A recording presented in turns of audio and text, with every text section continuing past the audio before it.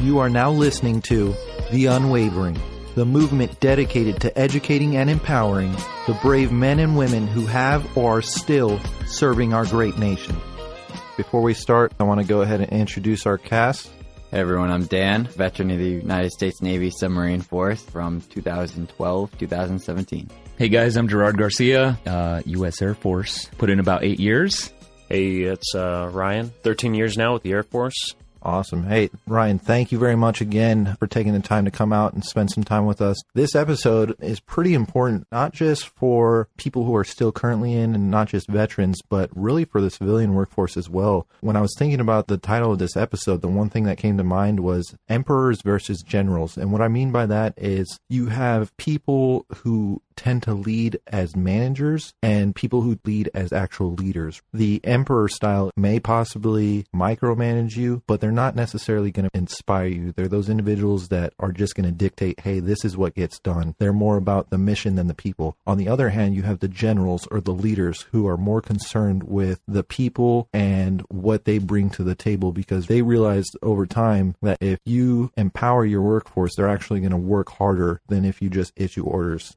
With that being said, why is it that as troops, we respect generals more than the emperors? For me, coming up, the biggest thing was generals served along us. They suffered through the same hardships that we did. And when I say general, I don't necessarily mean an actual general. I just mean your leaders, right? So whether that was your sergeant, your master sergeant, whoever that individual was that was a leader and not a manager, that's who I'm talking about, right? So it's kind of a common theme for most people that I've talked to military-wise, like veterans or people that are still in. They'll say that the best officers have been enlisted before they actually went officer. And I think that that's exactly what you're talking about, right? Where people are, no, you don't think so? No, definitely not. No, a lot of the times, all the individuals that I know that were amazing officers, not to take anything away from officers that joined that way, because they worked hard before to get to that point. But a lot of the officers that I know that were enlisted first, they were great because they understood where we were coming from and our mindsets, and they usually would adapt their leadership style to that. Yeah, I've seen both. So Mustangs is exactly what we're talking about. At least that's what we call them in the Marine Corps. Someone who has gone from enlisted to officer.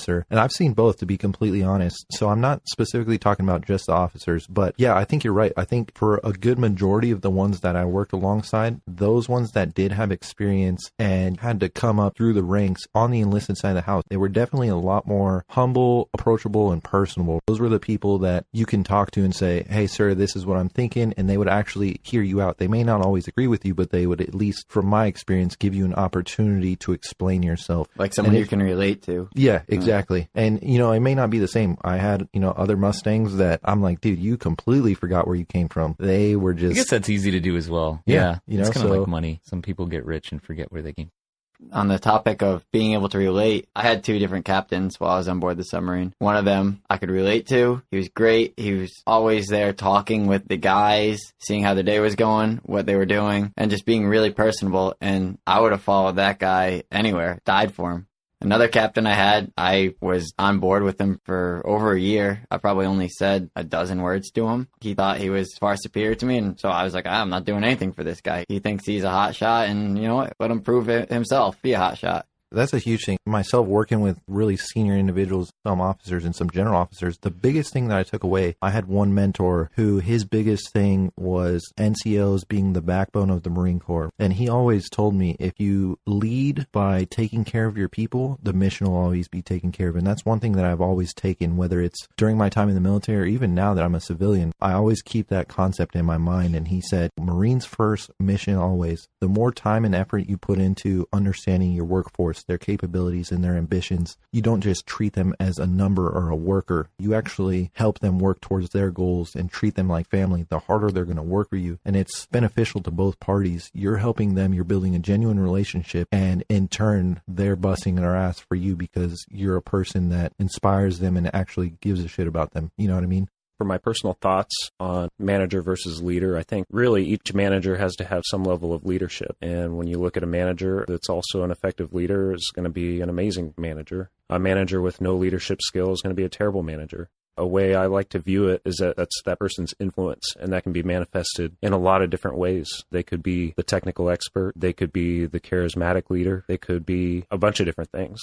I think I'll just stop Yeah, with no, that. no. but I think what if you're you see where I'm kind yeah, absolutely. And you're saying like it takes a balance. You have to have, and I'll give you a few examples of, times that I think I've been successful and times that I think I've failed by utilizing too much of one of those styles of leadership. Really, it's a balance. There's going to come certain points where you don't have time. It's like, hey, this is the mission. We have to get it done right now. And in some of those cases, you're going to have to be more of a manager and focus like, hey, this is our objective. Let's get it done. We don't need questions. Just get it done. At the end of it, we can discuss it. But one of the times that I failed, we were on night crew, and I remember this because it turned into, it just blew out of control, right? I got into an argument with one of my peers, another sergeant, and me and him were two completely different types of people, right? Like, I love this dude to death, and we've talked about it multiple times, but we're different. He is very like, abrasive. Hey, I'm the boss. This is how it goes. And I'm the complete opposite. I was the senior individual at the time, and I just remember telling him, and I shouldn't have, I completely messed up, but I remember telling him, you're not in command. I'm going to lead. And if you have a problem with it, we can take care of it. But this is what's going to happen. You're going to listen to them. You're going to let them do things. And I was talking about our junior Marines. I said, you're going to let them work on the aircraft in a certain manner. Now, I'm not talking like deviating from pubs or things like that, but as far as managing priorities and kind of letting go of the reins. But the problem was I let go of the reins too much. I gave them a little bit too much freedom, and it ended up biting us all in the ass because at the end of the day, we were behind where we were supposed to be. We should have gotten the objective taken care of a lot faster, and we didn't. We missed our target, and it was because I was too focused on giving them freedom, and I gave them too much freedom, which isn't always bad, but in this situation, it didn't work out. And really what it comes down to was my ego. I was more concerned with me trying to prove the fact that you empowering people will make them work harder, and I still believe it, but I went too far, and I didn't allow him to include some of his leadership styles. And really that's what it is. You have to find that balance. I'm very fortunate that I got the opportunity to work with him. There were a lot of times that we butted heads and got into fights, got into arguments or whatever, but at the end of the day, I think we both developed a very strong and mutual respect for each other's style of leadership, because there's certain times where his style of leadership was far more effective. It's all about finding that balance. The biggest things I learned is there's no one set way of doing things, but it's having a certain amount of respect for those that you work with, understanding their capabilities, their ambitions, and realizing that they're not just workers. They're not just numbers. It's a family. That's what I have found has brought me success, both when I was in the military and now that I'm out.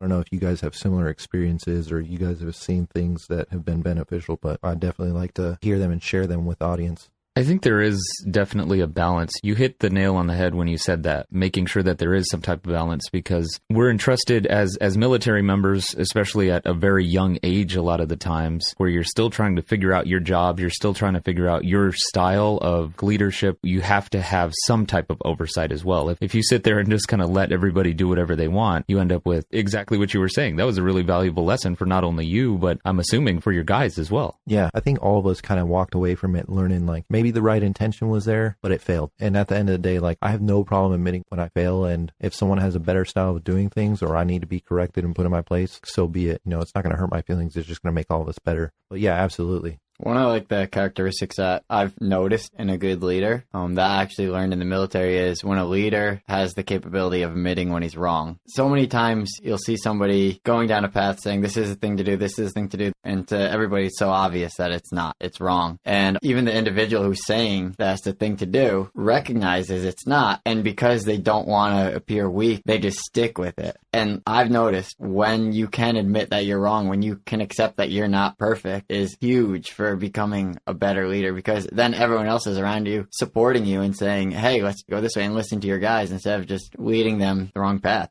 Yeah, it comes down to ego, in my opinion. I don't know if you guys share the same sentiment, but a lot of my failures have been due to my ego or my belief that I've been doing this long enough. I know right from wrong, and it's the wrong mindset to have. It's the wrong mindset to go into things thinking that you are the only one who has the answer, or there's only one style of leading individuals. That's a huge problem with me. I think culturally, New England, everyone there thinks they're always right, that they're the best person in the world. And I 100% am one of those people. I subscribe to that idea 100%. I always think I'm the best at everything. And if I turn out not to be, I have an excuse, or like there's a reason. Oh, I haven't had as much practice as you, or whatever. And so being able to be like, you know what, maybe I'm not the best here. That's a huge, like, ego hit to me, but... Yeah, I think trying to rein in your ego is a nonstop battle that a lot of us have to fight. Just to be clear, I still am the best.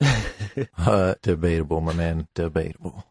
Yeah, we were talking about it earlier. Gerard was saying that there's going to be certain pivot points in your military career, especially when you're coming up and you go from being a junior to a non-commissioned officer or staff commissioned officer. For me, that was the hardest point when I made that initial transition from Lance Corporal or E3 to Corporal. Was E4, right? Was that like a hard line, though? Like, you went to a training and they're like, now you are a NCO, you are senior, you must lead. In the Marine Corps, absolutely, dude. Being an NCO is huge. I don't know about the other branches, but I can say that's one thing that I loved about my time in there was as soon as I picked up Corporal, my sergeants, my staff sergeants, everyone was like, next, what you're going to have to do is hard. You can have those personal relationships. You can still be friends, but when it comes to work, you're now in a leadership position. It was definitely a blurred line for me. I remember making rank on an underway and they like gathered all the people who made, I think it was E4, we consider NCO. And I remember gathering on the cruise mess and we did some sort of training. I don't really know. But then just like gradually over time, like now you're responsible for this, now you're responsible for this. And then you kind of found yourself as a more senior sailor, kind of leading the junior guys saying, hey, we need to get this maintenance item done. I know you're familiar with this piece of equipment. And then I was eventually delegating stuff and then taking on the harder tasks and bringing the junior guys with me and saying, hey, let's train you up a little bit. But that was my transition. Nobody ever sitting me down and saying, now you're a leader, now you do the hard stuff, now you're different from the rest. It was like that exact moment. They gave me my chevrons and I got called in by the OIC, our officer in charge, and our most senior individuals. And each one of them said, yes, we're giving you more privileges and we're going to trust you more, but understand that there's a lot more responsibility. As a corporal, you're not just responsible for yourself, you're responsible for everyone equivalent or beneath you. And that was huge for me. Understanding that I did have to take it serious because these individuals were putting their trust in me. And it may sound silly that making that jump from Lance Corporal to Corporal is that significant, but in the Marine Corps, I think that's one thing that has made us so successful, learning that people are literally trusting you to lead them down the right path. For me, that was the hardest thing. I think it took me several months until I genuinely felt comfortable establishing that line in the sand, especially between my peers, because I got promoted 8 or 9 months before most of them. So it was a long time. And some of them, I'm not going to lie, they would kind of push the boundary. And I'm like, if we're friends and you genuinely respect me, don't put me into a position where I'm going to have to put you in your place, because I will. Yeah, I feel like I was the friend who was pushing the boundary, because I was a friend with a lot of the more senior guys on board the sub, and it'd be like, dude, we're still hanging out, right? He's like, yeah, we're cool. Yeah, no, and yeah, you can hang out, but you know what I'm saying? Like, yeah, there should be a clear line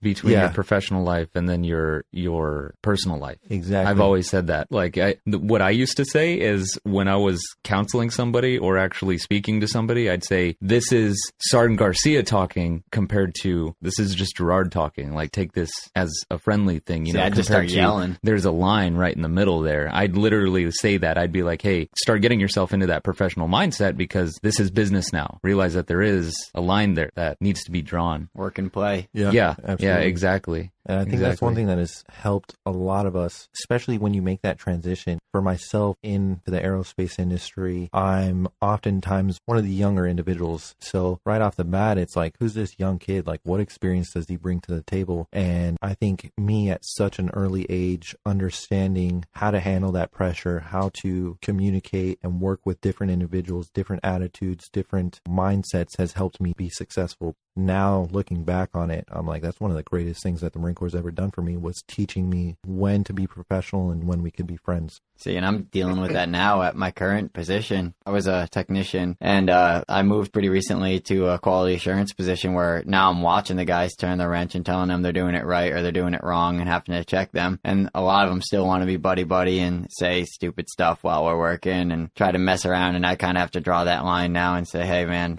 this is my job now. I'm cool with being friends with you. We can go get beers afterwards. But while we're here, it's work. Yeah, definitely. And I think that's one thing that the military does really well. And that's why so many veterans are great leaders. Yeah, they're able to operate in that because we're practiced at it. Other than Dan. Dan, he just never got that ever. Yeah, it's something that you can't learn from a classroom setting, in my opinion. Like, you have to go through some hardships and go through some really difficult situations to kind of establish. To be clear, I was the best leader. We know. Always. Notice how you said The were. best. Notice how you said were. Yeah, well, Not anymore. Now I just got yous following me. It's like, I don't even have to be a leader. Did you say youths? Yeah, Youth. the youth. I have youths? yous. Oh, yous guys? Yeah, there you go. Remember, you so said Ryan- New England, right? Yeah, that's right. So Ryan, I have it's not really a question for you, but I'd like you to comment on this only because we come from the same place, right? So there was, Dan, where you were saying like there really wasn't a sit down where they told you, hey, now you're in charge. You know like what I mean? 5-minute briefing. Congratulations, you made rank. Right. Go be good. Right. Which is funny to see because the whole Navy and Marine brotherhood there, you know. There's a brotherhood, but we're worlds apart in some aspects. So what I was getting at is, and then there's Kevin, right? So Kevin, you were saying that they sat you down. Don't take this the wrong way, but it sounds like they were sitting there giving you instructions, like you will do this. This is how you're going to do it. You're a leader now. You need to have this drilled into your head. They took away his box of crayons. I feel like They gave me a we larger were box of somewhere crayons. in the center where it was you could see the difference. I know when I became a staff sergeant in E5, my leadership kind of treated not necessarily differently, but there was a clear situation where they were just like, here's my hand, come and shake it and welcome. You know what I mean? There was like a welcome there. I'm not saying the Navy entirely or even the sub force does it entirely the way it happened to me. I was kind of forced into this role just because when I got to the boat, we lost a lot of our senior guys in my division. And even as like an E3, I was forced to take a more senior role. That's a good position to be. Well, it's Yeah. uncomfortable sometimes, but Well, yeah, I had no idea what That I was sets you up doing. good. They gave me like the atmosphere control system. They said, you are now responsible for making sure everyone has oxygen on board. It's like, I've been here a week. Like, come on, guys. I have a question for you guys. So for stepping into these leadership roles, what I have noticed is people have this tendency to really try to overdo it. As soon as they get into that new role, they're like, I have to do this, and they kind of panic. They overdo things. Do you guys have any experience with that? Did you ever overdo it? And then, you just kind of got to take a deep breath and calm down. And Yeah, like I said, I kind of was like gradually put into it, and it was a whole lot of us. It wasn't just me, so I never felt like I was really in charge of anybody until I kind of got to the point where I was like, oh crap, now I'm in charge of people. I never realized this, but I had been doing it, so. Yeah, it wasn't so much that I think as soon as they gave me my chevrons, I'm like, oh, hell yeah. Like, now things are going to change. And that's just because of how I am personally. Like, you guys getting to know me, I'm super lax, super laid back. So for me, it was kind of the opposite. I had to learn to be a little bit more stern in situations because I was professional and I work hard, but I was super chill. It got me into trouble lots of times because they were like, do you take anything serious? I'm like, yeah, I take things serious. I don't see a reason to treat people like crap to get the mission accomplished. So for me, I think it was the opposite. It wasn't so much that I took over and I was like, hey, I'm going to be running the show. I had some really good mentors that taught me as soon as you step into a new position, the first thing that you want to do is just observe. You want to take maybe a week, maybe a little bit more depending on the situation, but you don't want to start implementing changes. You want to observe how they're working, get to know the different groups, how they all function as one, and there start taking notes as to what processes are working and which ones aren't. And then that's when you start slowly implementing those changes.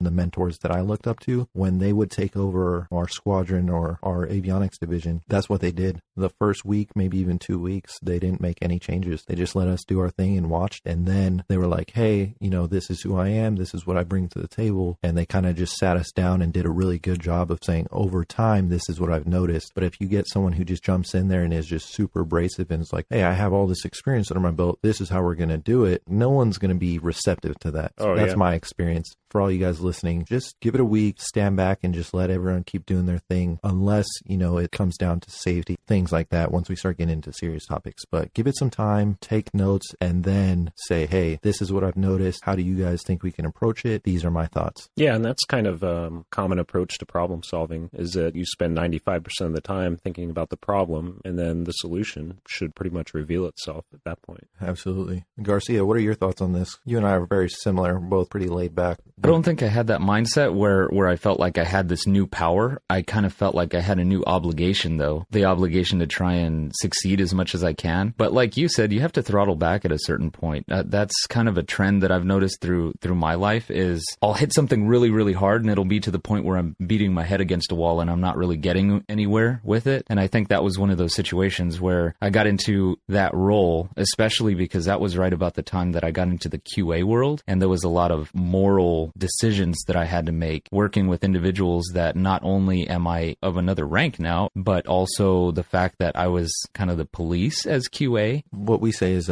sorry to interrupt, but billet supersedes rank. So quality assurance, you may be an E5 supervising the work of an E6, but guess what? Your billet is higher because you are the last signature on the piece of paper. You're the last person saying, hey, this bird is safe. Yeah. So, yeah, absolutely. So carrying on with that, for me, it was really difficult. During that time, I had a lot of anxiety because I was sitting there like, I'm a staff sergeant now. I have to start acting like one and making sure that I'm conducting myself properly. But I'm also QA now, and I have to overlook all of these guys that I used to work right alongside and make some of the same mistakes and get chewed out for some of the same things working on these aircraft. And now I'm the one that's expected to step into that role and be like, hey, speaking to my buddy, just say, you got to cut that out. Why are you doing stuff like that? You know better. It was a really tough thing for me. At a certain point, I had to kind of throttle back just a little bit because I did have that mindset of like, I need to be perfect all the time, hit everything perfectly. And I realized that I was kind of overdoing it at a certain point.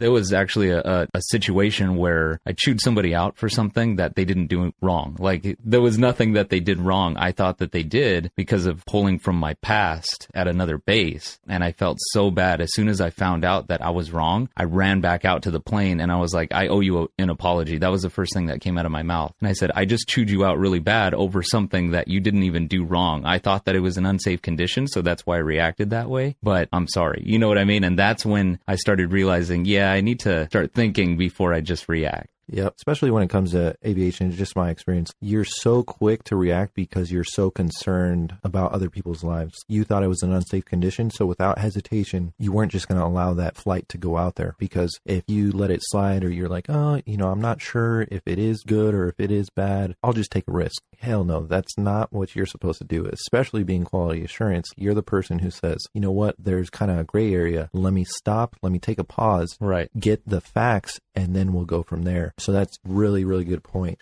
Unfortunately, that's all the time that we have for today, but I think that we got some really good points across. Everyone brought up kind of different scenarios that they went through, whether it was making that transition from junior individual to an NCO, standing back and getting to know your workforce before you start implementing changes. Those were all huge. For all you guys listening, if you guys have questions, concerns, or experiences that, you would like to share, or even if you're in that current period where you're making that transition from E3 to E4 or E4 to E5, and you're finding difficulty, or you just need someone to ask a question, feel free to leave us a comment. We'll make sure to share our experiences and understand that it's not going to happen overnight. You're not going to be the greatest leader overnight. It's going to take time. There's definitely going to be times where you fail, but continue to surround yourself by individuals who you see as good leaders and who others see as good leaders. And if you do that, you'll find success later down the road. Thanks for listening to The Unwavering. Please rate and comment on Apple Podcasts. Give us a 5-star and a great comment, and we may just read it on a future episode. Also, follow us on social platforms like Instagram, Facebook, and YouTube. Be sure to check back with us next week.